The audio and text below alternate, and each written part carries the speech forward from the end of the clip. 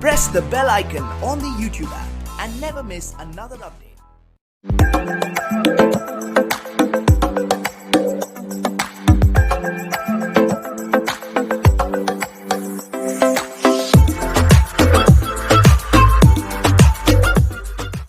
Okay, so in our last class we discussed about the atom part only the introduction of atom I have told you. I have already told you atom is having 3 subatomic particles which are electron, proton and neutron. Charges also I have told you, mass also, all those things cleared. Okay.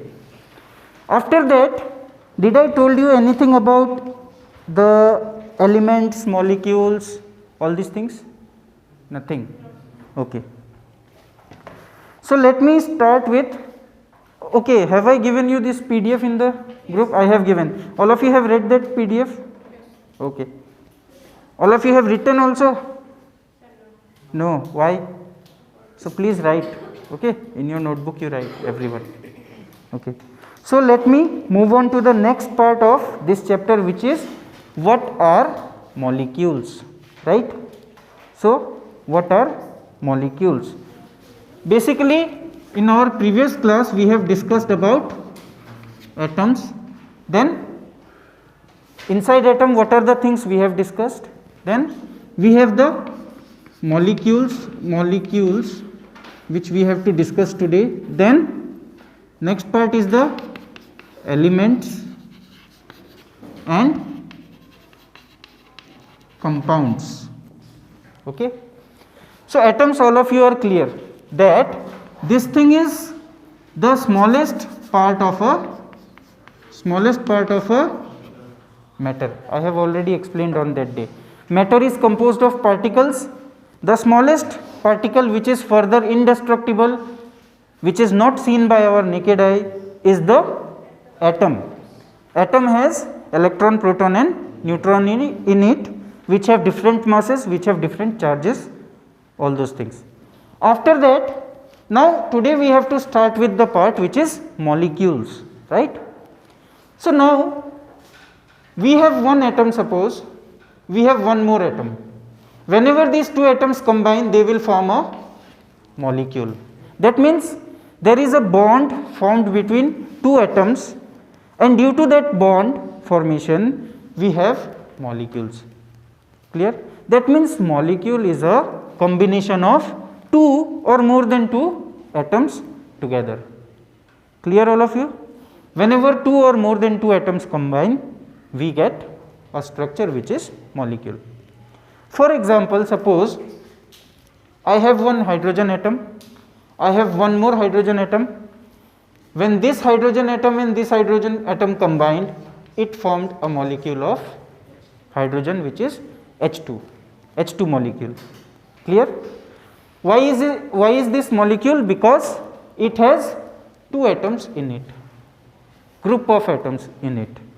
So that means for molecule we can say that molecules are a combination of two or more than two atoms, or we can say that a group of atoms, when they combine together, then the structure which is formed is molecule. Clear, all of you? Now the question is the structure always like this?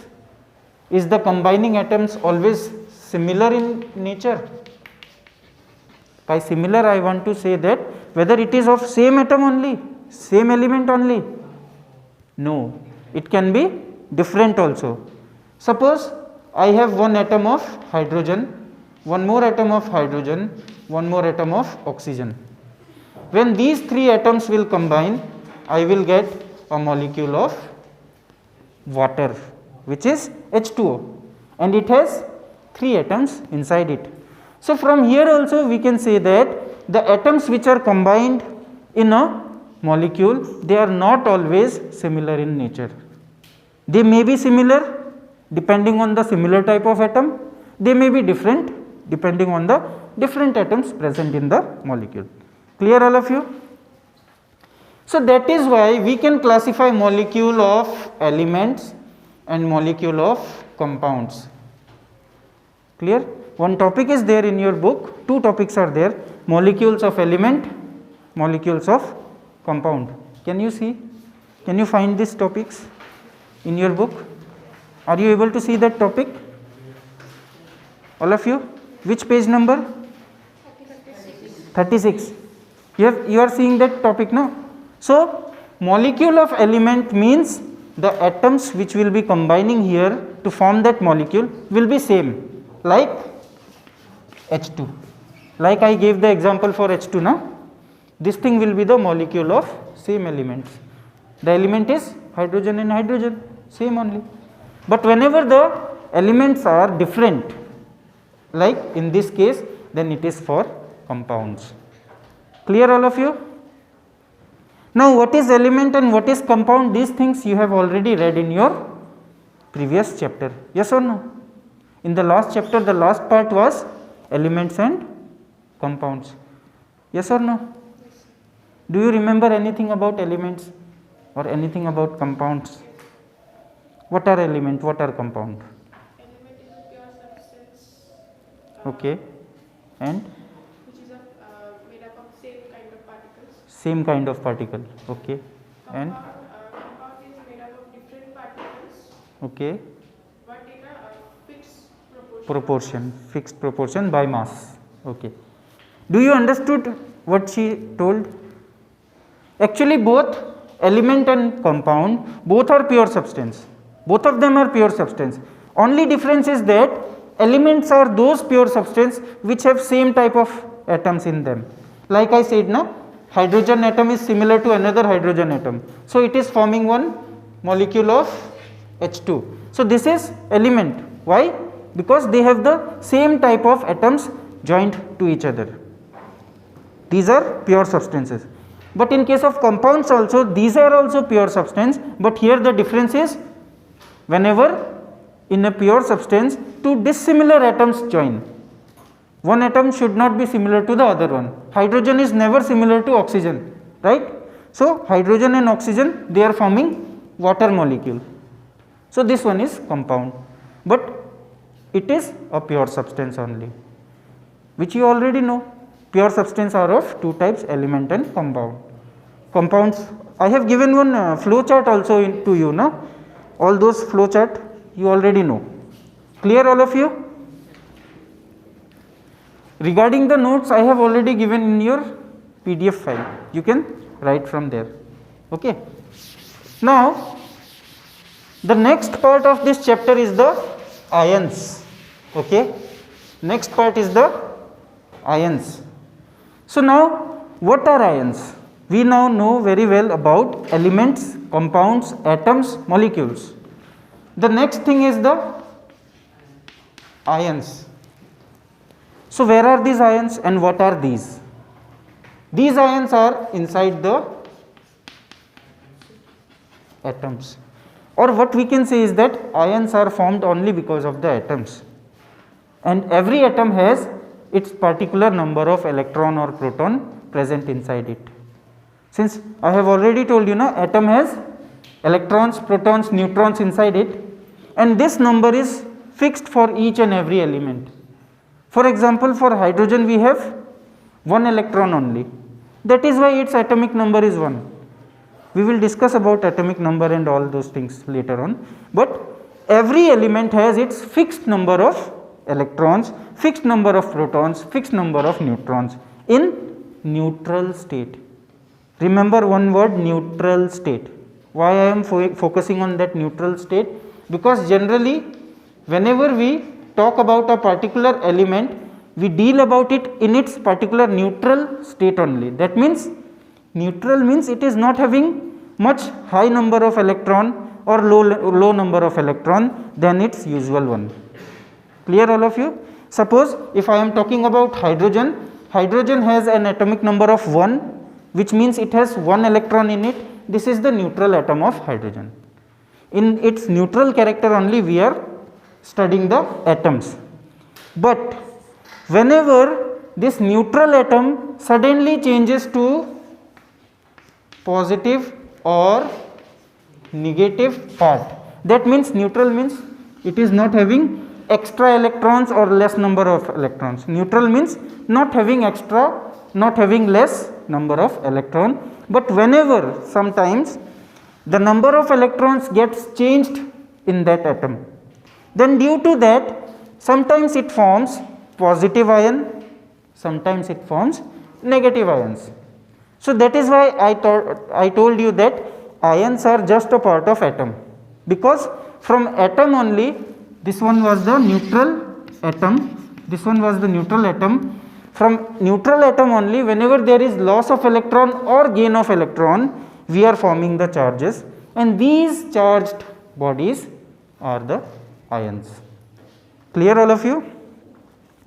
That is why in your book also the definition is given like this, that what, whenever there is a gain or loss in number of electron, there is an appearance of charge on the particular atom. These charged particles or these charged atoms are known as ions. Like this somewhat is given in your book, yes or no? Now the question arises, if it is so, then how does this charge appear? When are we going to get the charge, when are we not going to get the charge, when the atom is neutral, when it is not neutral, we have to know about that. Okay. So for discussing about that, let me take one example which is there in your book also for NaCl, in ion part for NaCl in your book it is given. So let me take that one. Okay. So have you understood up to here? Have you all understood? Okay. So let me take one neutral compound NaCl. NaCl. This is a compound. Why? Because it has dissimilar elements present in it. I have told you just now, na? Elements and compounds. So this is a compound. Now if I see the general atoms which are present here, I am seeing two atoms here. One is sodium, other one is chlorine. Sodium has an atomic number of, do you know how much? Atomic number of sodium? No, 11. Okay. Sodium has one atomic number of how much? 11. Chlorine has atomic number I am talking about, not mass number. All of you are thinking about the mass number. No, I am talking about the atomic number. It is 17. See, atomic number is the double of its, mass number is the double of its atomic number. 35.5 which you are telling me is the mass number. Okay, it has a mass number of 35.5. It has a mass number of 23. This is mass number, this is atomic number. And what is atomic number? Atomic number is simply the number of electrons which that particular atom has. Clear? That means atomic number is equal to, we can say, what? Number of electrons. Okay. Whatever the number of electrons that is present in a particular element is the atomic number of that element. Clear, all of you? Remember this thing always. The number of electrons which is present in a particular element is the atomic number of that particular element. This one is the atomic number and this one is the mass number. Okay. So if sodium has atomic number of 11, that means it has how many electrons? How many? Just now I explained you, no? How many electrons? Tell me. If sodium is having atomic number of 11, then how many number of electrons does it have? 11. So why are you getting confused? What I have written? Atomic number is the number of electrons which is there in the element. If I am telling you that Sodium has atomic number of 11. How many electrons are there? That much number of electron only, 11 only. Clear? Similarly, chlorine has how much? 17. So generally what happens in the compound NaCl, if we divide it into two ions, it generally forms Na positive and Cl negative. Now the question is, how it is forming Na positive, how it is forming Cl negative, what is this positive, what is this negative? We were discussing about only ions, but how this positive negative part came? How did this positive or negative part appeared in the particular compound? Okay, that is because of either two things, loss or gain of electrons. Clear? To know about this in detail, let me give you one example. Suppose I am sodium, he is chlorine. Let me assume myself as the element. I am sodium, he is chlorine. The number of electrons which I am having, let me assume it as the money. Money, all of you know, right? Let me assume it like the money. Suppose previously I was having how much money? 11. I was having 11. He was having 17. He is having 17 rupees. I am having how much? 11 rupees. And remember every time that every atom wants to gets stable. Have you read about octet rule? Do you know about octet rule? Octet rule, did you know? Tell me, only one student know. Others? If you don't know about octet rule, I won't be able to teach this thing. Do you know? Others don't know. Okay. So first of all, let me tell you about octet rule. You did not got this octet rule previously? No? Okay. Let me tell you. See, one rule is there which is octet rule. According to that octet rule, every atom, every element wants to get stabilized. Okay? Wants to get stabilized by forming an octet. Now what is this octet, octet, octet? So if I say simply, octet refers to 8, having 8 number of electrons in the outer shell.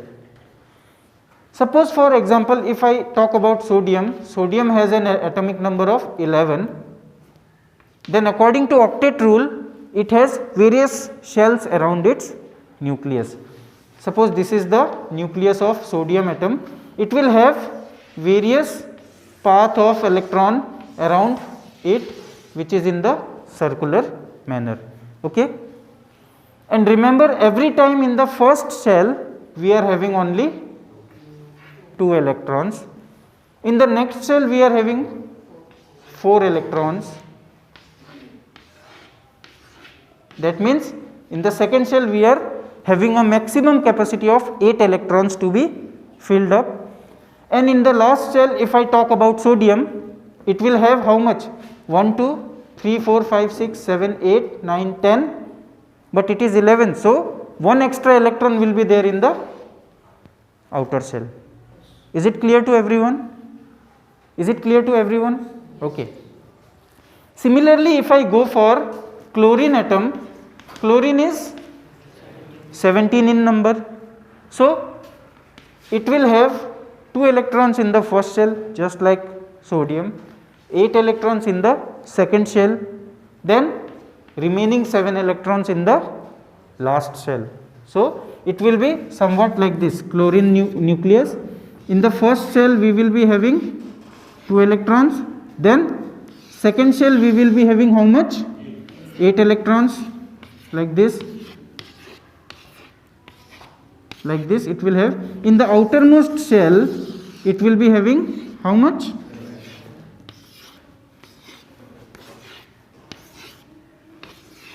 7 electrons. Okay, but the maximum capacity is for 8 electrons. Every atom has the tendency to form 8 electrons in the outer shell. Clear? This is the octet rule which I am talking about. Octet means filling the outside layer, the outer shell, by 8 number of electrons. Next topic is laws of chemical combination. Clear all of you? For this topic, if I say you have to read this topic again in class 11, now also in class 9, but the difference is that in this topic we have 5 laws. Basically we have 5 laws. First 2 laws are there in your class 9 book, other 3 also you will get in the higher class in class 11. Okay. So what are those 5 laws? If I say all the 5 laws, do you know? 2 laws you can say by looking into your book also. What are those laws? Law of conservation of mass. Second one, law of constant. So it has other name, definite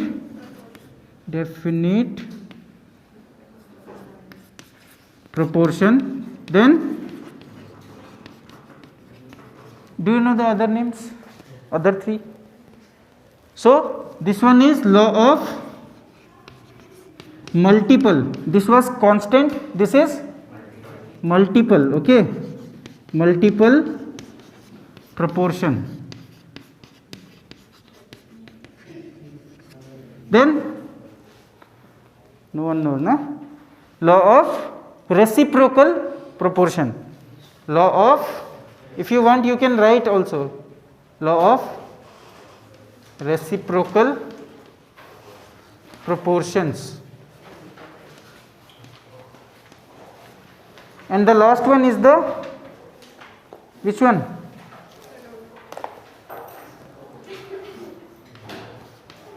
Gay-Lussac's law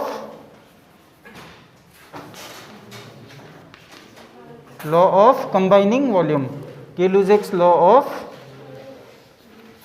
combining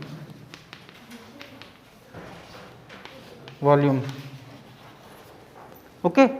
So the last 3 laws you will be getting in your higher classes, not required for class 9. The last 3 laws, but you will be required to read the first 2 laws in class 9 itself. Okay. So law of conservation of mass. This one is given by the scientist. Which scientist? Antoine Lavoisier. Antoine Lavoisier. This is the scientist. What happened? So much laughing is going on there. Anything? Nothing? Okay. So law of conservation of mass is given by the scientist Antoine Lavoisier. So according to him, what is the law? It states that what? Mass can neither be created nor be destroyed in a particular chemical reaction. Whenever a particular chemical reaction takes place, because we are reading chemistry, there will be definitely chemical reactions also. So in all reactions, the mass of reactant and mass of product, it always remains the same. This is the law of conservation of mass. And mass can neither be destroyed or neither be created in a particular reaction. That means if we want to add some mass, we cannot create it by our own, or if we want to destroy, then also we cannot destroy. It is fixed. Mass of the particular elements are fixed, which is the second law actually. So I am not going from the first law directly to the second law. Second law is saying that mass of the elements which are taking part in a reaction are always combining in a fixed ratio. Okay. Now here, for example, let us take one example for combination of H2 and O2, which gives what? Water. All of you know that water is formed by the reaction of hydrogen and oxygen, right? It is not balanced, it should be like this. About balancing you will get in class 10. Okay, no need to worry for balancing. How I have put 2 here, all these things you will get in class 10, not required for now. So in a chemical reaction what happens, whatever the elements which combine with the with each other to form a particular product, they are having a particular mass which can neither be created nor be destroyed. In this case the mass of hydrogen here is 4 gram. Do you know how it is 4 gram? Do you know?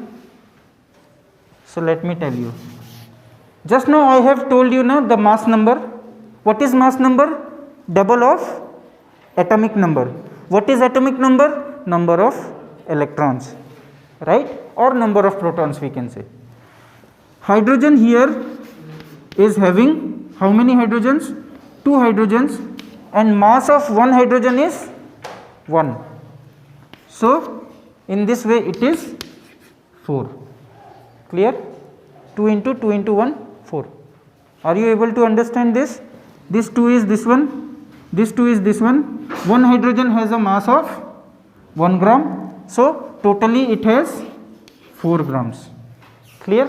In the reactant side we are having 4 gram of hydrogen. For oxygen, here we have 2 oxygen. So 2 multiplied by mass of 1 oxygen, which is 16. So 16 gram, which is 32 gram. Clear? That means in the reactant side we have 4 grams of hydrogen, which is adding up with 32 grams of what? Oxygen. That means in the product side how much gram we will have?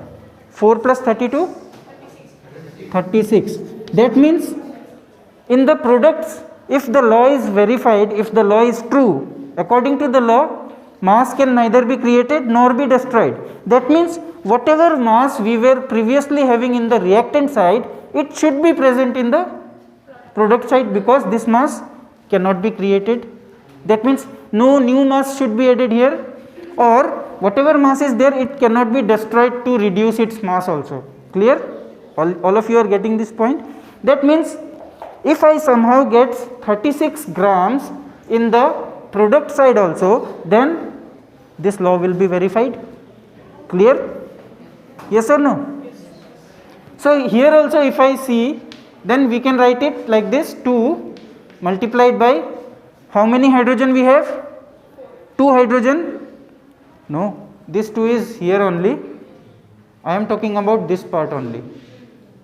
2 multiplied by how many hydrogen? 2 hydrogen. Mass of 1 hydrogen is 1 gram, plus we have oxygen also. How many? Only 1. So oxygen is 16. Clear? Is it clear to you how I am writing these things? Okay. So if you solve it, what will you get?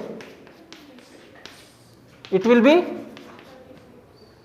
18. Then so is this 36 equal to this 36? Yes. That means the law is verified. How it is verified? Because whatever mass it was there in the reactant side previously, after the reaction also we got the same number of mass in the product side. So this states that the law of conservation of mass is applied in every reactions. In every chemical reaction the mass is always conserved. Conservation of mass is given, na? Law of conservation of mass is written in the name of the law, na? So this conservation refers to what? Having no change in mass. Whatever mass it is having previously, finally also it will have the same mass. So it was having 36 previously, now also it is having 36. So yes, this law is verified. Did you understood the law of conservation of mass? So can I take 5 more minutes just to explain the second law from this one only? I will not take much time, just 5 minutes. Can I? If you don't have any problem. I know you are having problem, but I don't have any problem. Okay. So the second law for law of chemical combination is which one? Law of constant, it has one more name. Either you can say constant proportion or you can say what? Definite proportions. Clear? So law of constant proportions or law of definite proportions. So what does this law tell us? From the name itself it is clear. Whatever the elements are there which are combining in a reaction, they are combining in a fixed definite proportion. Proportion means ratio. They are always combining in a particular fixed ratio by their mass. In this example, we have the two elements hydrogen and oxygen, right? Generally, if I say for hydrogen, what is the mass for hydrogen? 1, right? What is the mass of oxygen? 16. Okay, but generally what happens with one hydrogen, one oxygen is always what we say combining. With one mass of hydrogen, generally 8 oxygens are combining together. That means hydrogen is always combining with oxygen in the ratio of 1:8. It is fixed. But how to check whether it is fixed or not? We can check this from this reaction itself. So what we will have to do? We will have to see how much gram of hydrogen we have taken in this reaction and how much gram of oxygen we have taken in this reaction. So how much gram of hydrogen we took? 4 grams, right? And how much gram of oxygen we took? 32. So if this law is true, then their ratio should give me 1:8. Is it clear to you? In any reaction, if this law is true, then after combination, after chemical reaction, whatever mass of one reactant which is combining with the fixed mass of another reactant must have some simple ratio in them. This is the definition which I am telling you. Like this also you can remember. No need to make ratta and all. You say ratta, na? That thing. So see how you can learn what? Whenever one particular element having a particular mass combines with another element having a fixed mass, then the two elements combine in a ratio which is having a fixed ratio. So how I will verify this? So let us see the ratio. If it gives me 1:8, yes, it is true. Clear? So 4:32 means what? 4/32. So if I cut this one, 4 1s are 4, 4 8s are. So yes, I am getting 1/8 which is 1:8. So yes, definitely in any reactions, in any number of hydrogen, always in the ratio if we see 1/8 is the ratio for combination of hydrogen and oxygen. It does not depend on the masses. Whatever mass we are taking, we can take, but they are always combining in the simplest ratio of 1:8. Are you able to understand?